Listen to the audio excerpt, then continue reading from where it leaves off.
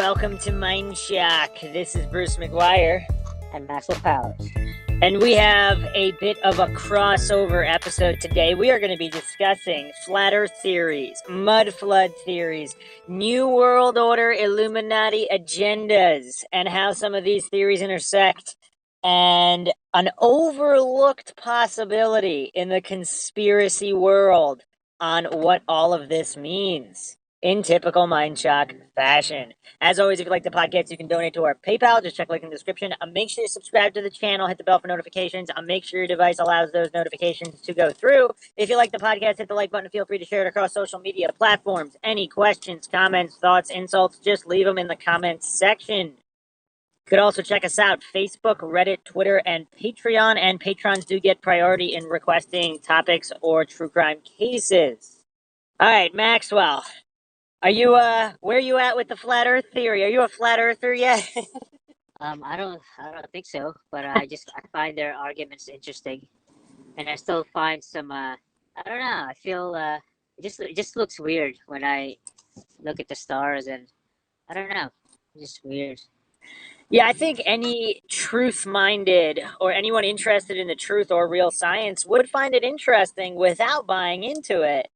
And obviously, the dogmatic, indoctrinated, anti-science individuals always want to talk trash and talk down on flat Earth. But if it's introducing logic, critical thinking, deductive reasoning, and scientific experimentation into the social mindset more, how is that a bad thing? It's kind of weird. Like, nobody wants to talk about it. That just adds fuel to the fire for the really crazy conspiracy theorists who are trying to say that flat Earth is the ultimate truth. On the other hand, then you have another group of conspiracy theorists who are saying that flat Earth was let out of the bag on purpose. And then there's yet another group who are saying flat Earth is a psyop. And then there's two sides of that coin where is it a psyop because it's true or is it a psyop because it's not true? That's why the flat Earth is so, it's such a fascinating topic or debate or whatever you want to call it, because it kind of exposes a lot of these different viewpoints in where they can kind of be looked at it simultaneously, whereas with other conspiracies you can't quite do that. You got to kind of focus on one point or another. But what I find interesting too is with all of the online religious fervor, which with the heliocentrists defend their model, which is, I mean, obviously cognitive dissonance, normalcy bias, all of these extreme indoctrination, and they're just too mentally uncomfortable with even considering the possibility that there could be a mass cover-up or conspiracy of this size. So they have to grasp endless logical fallacies to justify their viewpoint instead of just scientifically and objectively considering the position as true without believing it. As I think it was Aristotle who once said that is the mark of an educated mind. Why believe flat Earth? Why believe heliocentric model? Why not just objectively and neutrally utilize logic as in the scientific way? So without going too far down that rabbit hole specifically, I was thinking about this, and let me know what you think about this. Are you ready for a mind shock, Maxwell? Yep. So in the common flat Earth conspiracy theory, the powers that be, the Illuminati, the New World Order, whatever you want to call them, they're the ones that kind of perpetrated this deception, this grand deception, the greatest of all time. What if, and I postulate this, what if mud flood is related to this? So there was some kind of great catastrophe, whether the world is flat or not. There is definitely evidence of some kind of funny business going on with history. If you haven't checked out our Altered History podcast series, check that out, where we discuss Napoleon's alleged claim that history is but a pack of lies agreed upon. And of course, as common knowledge tells us, the victors write the history books. So, are you going to trust and take on blind faith what the victors of wars say? I don't know. I'm not quite religious enough to do that. I would prefer to be more scientific and logical and not buy any propaganda without question. Evidence is required. So, what if these powers that be that either cleaned up after the mud flood and they don't want people to know about the mud flood because there was advanced technology in previous times, so they spun this whole narrative that everybody kind of bought into now, the mainstream narrative, we can call it. What if it was for the greater good? What if the flat Earth theory is true? If the mud flood theory is true and this great catastrophe, great flood, or some kind of advanced weapons destroyed most of the Earth and wiped out the previous civilization, whether it was Atlantis, Tartaria, whatever incarnation you want to believe, some people believe there was Lemuria before Atlantis and the Atlanteans and the Lemurians got into some kind of nuclear war or something. And then, of course, the mud flood theory has introduced the Tartarians, the Tartars, or however you want to call them. What if? So you're familiar with the theory that the flat Earth is our little pond circle with all of the continents laid out on it like a dinner plate? You're familiar with that theory, right? That map? That Earth is a dinner plate. Yeah, and Antarctica is an ice wall surrounding. Oh yeah, yeah, yeah, yeah. Okay, But, so but some isn't that the default flat Earth theory? I don't know. Some people believe in infinite plane. Some people believe in pizza pie floating through space. I don't know. There's a lot of people out there. There is no real. I don't know if there's a consensus flat Earth theory by flat earthers. I mean, everybody's kind of. I mean, there are geocentrists out there that believe in a globe Earth that doesn't move, and the entire universe goes around the globe Earth. They believe in a geocentric globe. So they're not flat earthers, but certain principles apply, as in neither group believes that we are moving, and both groups would believe that the universe is rotating around us. But anyway, so some people believe that our dinner plate is one of many, if not infinite, dinner plates. So if there's just a plane of ice that goes on forever, or for however large, and there could be different pond circles beyond our Antarctic ice wall. So there could be other continents and other oceans, and that could possibly account for aliens or whatever. Instead of them coming from other planets, they're coming from other pond circles, and their pond circles might have had thousands, tens of thousands, millions of years of more technological development than our pond circle has. What do you think about that theory? Um, can you repeat that again? The last part. So our pond circle, the dinner plate, our dinner plate. What if there's Yeah, infinite? yeah. What if there's infinite dinner plates beyond the ice wall with other continents and other oceans? Oh, that'd be awesome.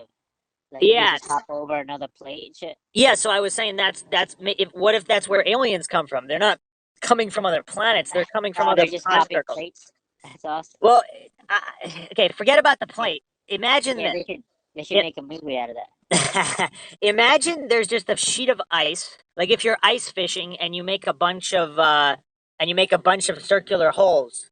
Each circular hole is like an Earth with continents. Are you Okay. following? Each circular hole is a continent. Is Earth with continents. Is Earth with continent. Yeah, like a whole bunch of land is in the middle of the ocean circle, and there's infinite ocean circles. Okay. So in our ocean circles, we have Europe, North America, South America, Africa, Australia. That's our circle. So a neighbor, and then there's an Antarctic ice wall surrounding our pond circle. So if there's other pond circles, you're not like hopping dinner plates. You're simply flying a plane across an ice sheet to the next circle, to the next ocean circle with continents. Okay. You follow? Yeah. So if that's what aliens are, they're coming from other pond circles. Okay. All right, so here's what I'm postulating. Now, that was not my theory. That's a theory that's out there in the internet. Here's what I'm thinking. I just randomly thought of this. I thought it'd make a good mind shock episode because it's quite mind shocking, and it definitely mind shocked me. So the common theory is that the Illuminati, the New World Order, the reptilians, whatever you want to call them, they're evil and they're enslaving mankind. And whether that's true or not, let's think for a moment. What if they're the good guys? What if whatever mud flood happened to our circle, the Antarctic ice wall is artificially made or was artificially designed to keep whatever other civilizations out more than to keep us in? That's cool. So what lies beyond the ice wall? If there's other civilizations out there that are, let's say, wanted to destroy our pond circle or take it over, the powers that be, they might have built the ice wall. They came up with the mud flood narrative so that way all of the people within our pond circle would not be scared of what's outside the ice circle or the ice wall because they wouldn't even know about the ice wall. because they could just make a theory, they could just make the heliocentric theory, and everybody thinks they're on a spinning ball, so they don't have to worry about the threats beyond the ice wall. Okay. What do you think? That's cool. Other than that would make a good movie. Definitely a different take, especially the Illuminati as being the good guys. Yeah, nobody considers that. Again, I'm not saying it's true. I'm just posing food for thought because nobody really talks about that too much, and I thought it was quite interesting. It's an interesting theory, and of course, let's not fall for black and white fallacies. The current Illuminati, they might have been corrupted by power, but what if those that came before, the powers that be that created the ice wall, if it's artificially created, if they were the good guys? So their descendants might not be the good guys. They might be corrupted. They might be taking advantage of humanity. So that might still all be true. But the initial purpose wasn't to keep humans on the slave farm. It was to preserve life in our pond circle by limiting exposure to threats outside of it. Okay. No other thoughts, Maxwell? That's all you got? That's interesting? Um, I don't know. It's not a big. I don't know. It sounds pretty cool. That's all you got? That's all I got. If it's true, what are the implications? That our system is limited and we have to be trapped in here like a freaking what's that movie with Jim Carrey? Trapped in a bubble and shit. The Truman Show. It's a Yeah, favorite of yeah, yeah. it's a favorite of conspiracy theorists to reference, Yeah, along with yeah, the Matrix. I would say, other than the Matrix, the Truman Show is probably the most referenced.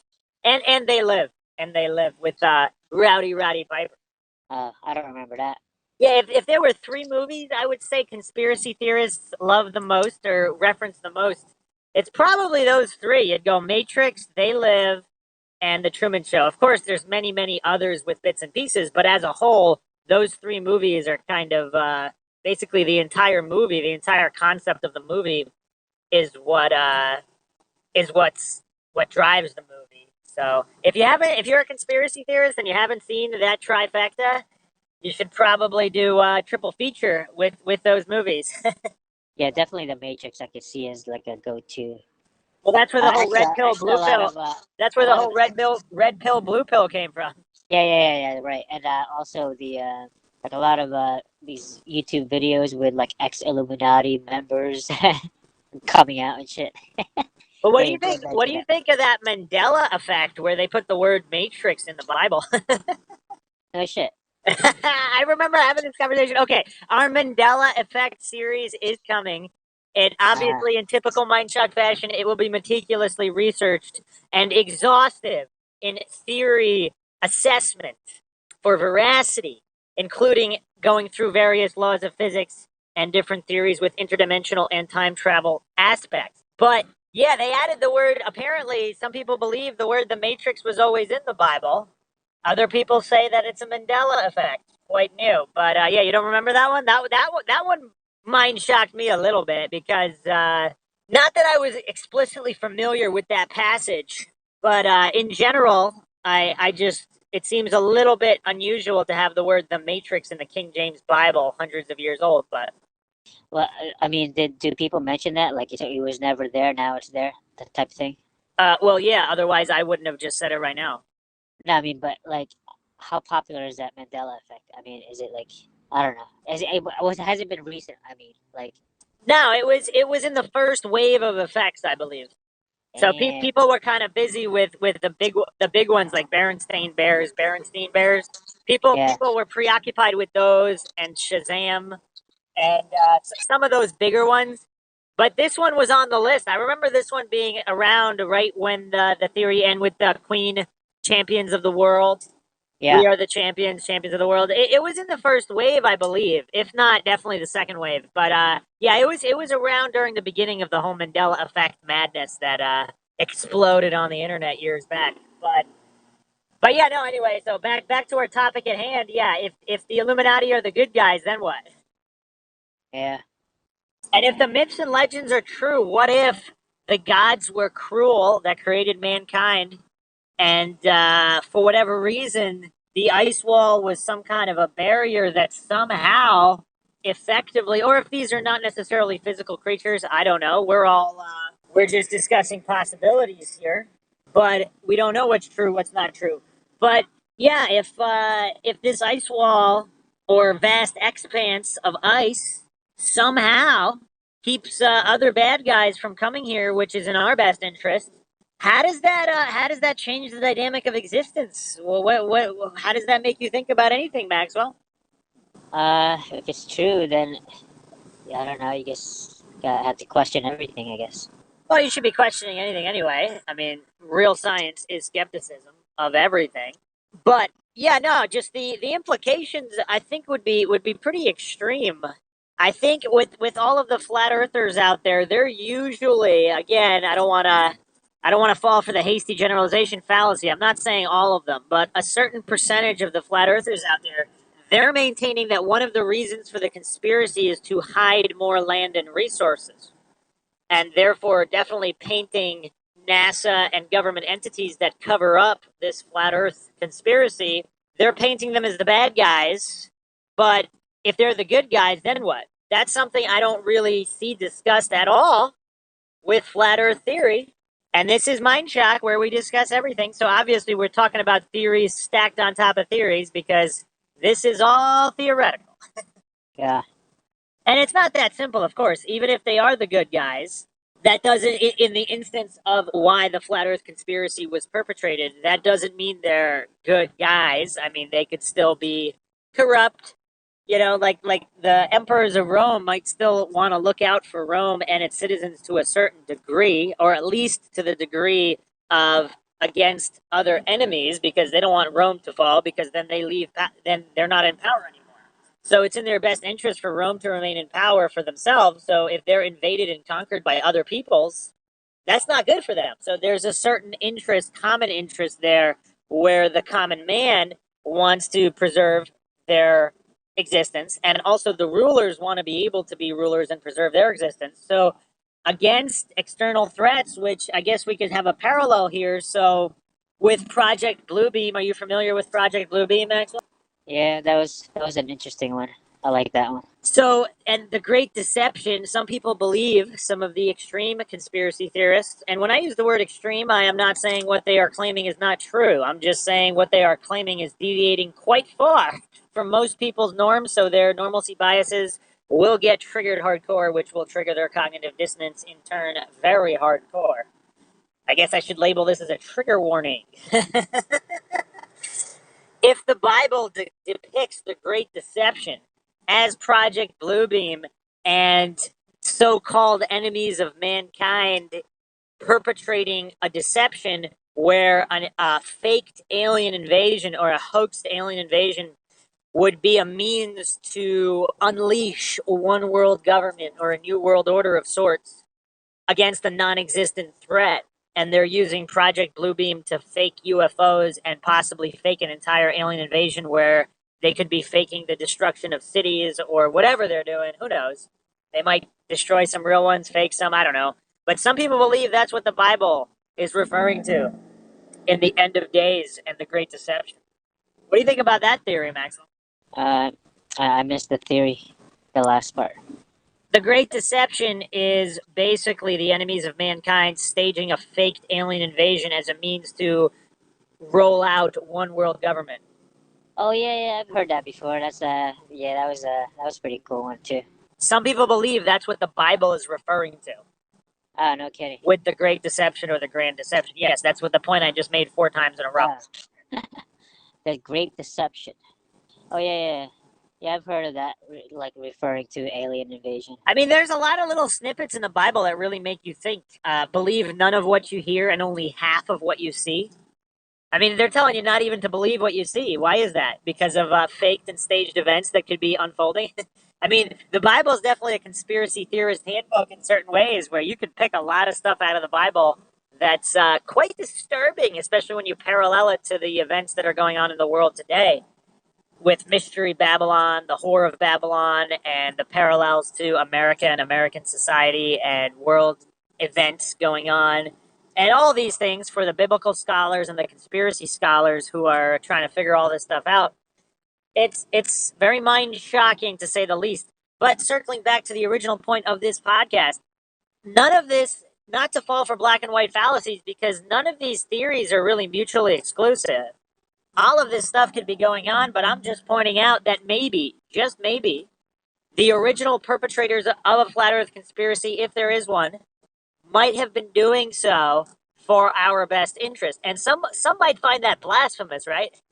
Because they're like, wait, are you supporting the New World Order? Are you supporting the Illuminati? Not at all. If they exist, I'm not doing that at all. I'm just postulating that there might have been good intentions. And of course, the road to hell is paved with good intentions. So I'm not saying that even really means anything. I'm just saying the truth is not afraid of investigation. So if that really is the truth, then should it be known or should it not be known? Yeah, good point. I wonder what some devout Orthodox Christians or religious people would think of conversation like this. Because there is a small contingent that are actually flat earthers, because the Bible, well, states that the earth is immovable and it conforms more or less to flat earth theory. That's cool. But I wouldn't say that's the majority of Christians. I would say the majority of Christians would say that flat earth is nonsense. But it's strange. It's a very triggering topic, which I find quite amusing, because why would people be so triggered by it? I mean, it's weird. You still gotta get up and go to work in the That morning, got me right? curious. That got me curious if Jesus was like the Son of God and God knows everything. Like, doesn't God want to let his son know that I mean, back then at least, that the earth was round or flat? Like, and But if it Jesus, was common knowledge that it was flat, like some people say that basically they all believed it was flat, and motionless, so it wasn't a secret or anything back then. If it's uh, true, so, so if he really is the Son of God and God exists, and so that would mean that the earth is flat if it's a common knowledge thing. I believe so. Or it was so irrelevant that it has nothing to do with anything, because other people. I I mean, mean, because back then they didn't even believe in other worlds or planets I, or. I've seen I've seen this. Well, they believed in heavenly bodies or celestial bodies, but anyway, or wandering stars, if that's what the planets are. But yeah, there's a similar argument in heliocentrism, and in flat Earth. There are heliocentrists that believe that NASA is a complete waste of time and exploring other planets is a complete waste of time, because there's people suffering on Earth. I mean, there's children starving all over the world, and all of the billions of dollars being funneled into space programs that could cure most, if not all, of the suffering in the world. Like, if not a single dollar was ever spent on space programs, how much suffering would have been removed from the world? True, but I'm guessing NASA would argue about interplanetary, what do you call that? Uh, Colonization? Population, yeah, colonization, yeah. Well, what about To, it? to, to survive the human species, they would justify it with that. I Yeah, but think there's no proof of that. I know, but what I'm saying is But hold on, Maxwell, hold on. There's no proof it can ever even be done. Like, let's say I'm not saying I'm not arguing for them. I'm just saying that's what they would argue. yeah, but what kind of an argument is that? Is because I don't know. Ask them. It's not me that's arguing it. all right, well, I'm speaking in general right now. I'm not attacking you, Maxwell. Yeah, yeah, I'm yeah, yeah. saying, what kind of an argument is it? Because if you feed a child today, they survive. That is a fact. If you put that money to helping people, the money is not theoretical. The suffering people are not theoretical. That's all fact. What's theoretical is the possibility that another planet could even be colonized. And the flat earthers argue there's no such thing as planets. So obvious, but the flat earthers, they also make an argument that certain flat earthers, who cares that the earth is flat, because there's people suffering. So all efforts and energy should be kind of funneled into making the world a better place, instead of arguing over flat versus round. Although there's a slight counterpoint against that, because if you're arguing for scientific truth and there is a vast conspiracy, exposing the conspiracy can make all of the other conspiracies crumble. Which other conspiracies, which, Monsanto and all of these things that are making food bad, or contaminated medicine, or pharmaceutical companies taking advantage of people, once that power structure gets crumbled, the world will be a better place. So exposing a grand conspiracy that also exposes the sub conspiracies, that's a good thing. So you could argue against that to a certain degree. But the NASA argument, or the space colonization argument, it's a little bit strange, because it's built on so many presuppositions and assumptions and unproven theories where if that money was also put into not just alleviating the suffering on Earth, but preserving Earth, why would there be a need for colonization? I don't know. I don't know. If that money was put into against pollution and contamination of the environment, that's a lot of money. I mean, NASA alone gets what, 40 to 60 million dollars a day. So they've gotten tens of billions of dollars throughout history or whatever it was, however many billions, and all of the other space agencies in the world. It seems kind of strange to justify that. I don't know. Because there's plenty of heliocentrists who think that flat Earth is the stupidest thing ever. That just they're against all of this spending or any spending at all, even a single dollar on NASA, because they believe that money should be spent on helping people on Earth. You have no thoughts on that, Maxwell? I'm good. Maxwell Army. All right. Well, we hope you enjoyed another episode of the MindShock podcast, giving you some interesting things to ponder that you might not have thought about previously. As always, if you like the podcast, you can donate to our PayPal. Just check the link in the description. Make sure to subscribe to the channel, hit the bell for notifications.